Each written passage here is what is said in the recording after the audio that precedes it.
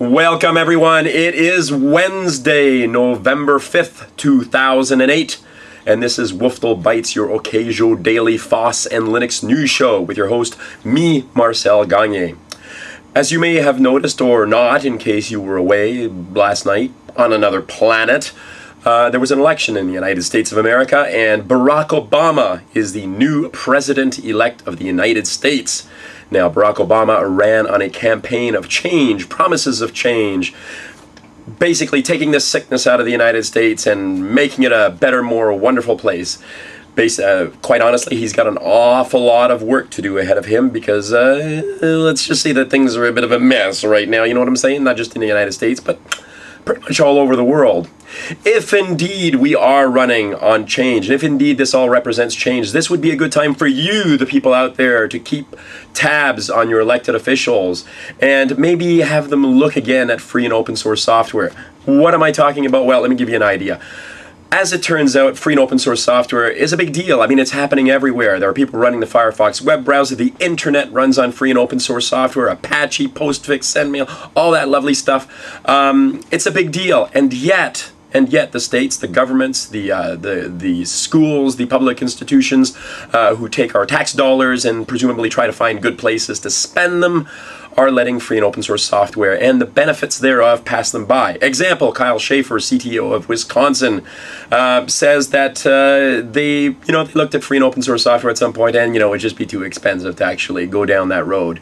And somehow it's not expensive to spend the money on the proprietary licenses. He claims things like, oh, let me see, it's buggy. There's no one that you can call for support. There's no one that you can call for support. There are huge companies out there, IBM, HP, companies that support free and open source software, and apparently you can't get a contract with these people to support you. I'm not entirely sure about that. There are also a lot of people out there who know and understand free and open source software. You can probably hire them on your payroll as well. He claims that if something goes wrong with free and open source software, you can't do anything. You just have to wait for the next patch to come along. And what happens if you get a problem with your Microsoft system? You gotta wait for the next patch release. Sometimes they don't even bother telling you that there's something wrong with it. Come on, let's get with the program.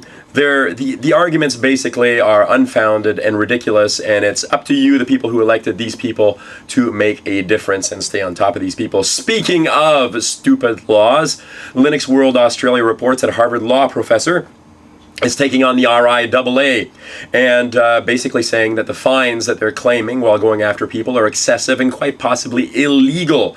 You may remember there was a woman who was charged $222,000 that the RIAA demanded that she pay up for sharing various songs on her PC. There's also a guy named Joel Tannenbaum, who a couple of years ago was told to pay up. The law professor at Harvard is going to be bringing this guy's case forward, saying that, for one thing, a company called Media Century, which the RIAA and the music companies use to investigate and check out these systems to see what kind of illegal things they might be sharing, may in fact in itself be illegal and unconstitutional in that they represent an unlicensed private investigator. Stay tuned, this is going to get interesting. Speaking of elections, OpenSUSE this week elected its first board, its first non-appointed board. Last year, when OpenSUSE's board was first put together to create this transition, the members were appointed by Novell. Now, the members in this case were excellent people, but this year they have an elected board for the very first time. And now OpenSUSE can spread its wings and fly to greater heights and so on and so forth as SUSE starts to release control and let the community have more input and more say and more control into OpenSUSE's direction.